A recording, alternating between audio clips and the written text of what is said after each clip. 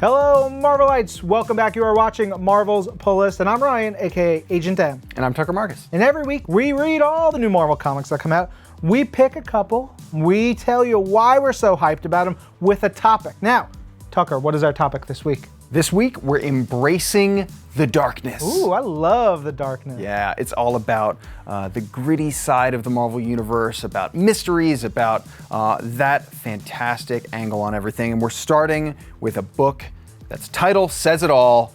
It's Death of the Inhumans, number 5. This is the final issue of the Death of the Inhumans story, and it's a really big one. It's a really emotional one. I love throughout to see Blackagar Boltagon kind of say enough is enough.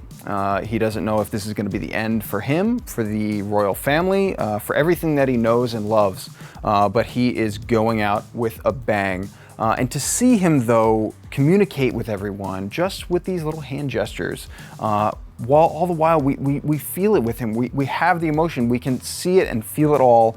Ariel Olivetti's art in this captures it so beautifully.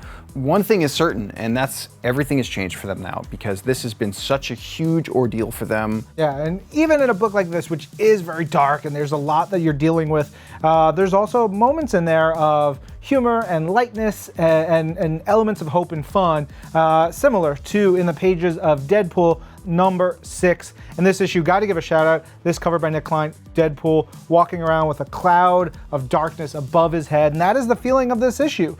He's, been through so much trauma, so much difficult stuff in his life, and he masks it with humor. That's been a big theme for Deadpool over the last couple of years. And it's just, you know what? Today, he's had enough. And consistently, things start happening around him. Nonsense follows Deadpool wherever he goes, and it's super fun. So you get that darkness of slouched, sad Deadpool, just doesn't want to talk to anybody, versus, like all the wild stuff happening in the Fantastic Four, or monsters, or big explosions and stuff. Yeah, I mean, it's such a specific balance tonally. And I think when you're speaking of tone, there is one thing that is kind of a genre in and of itself, and that is Marvel Knights.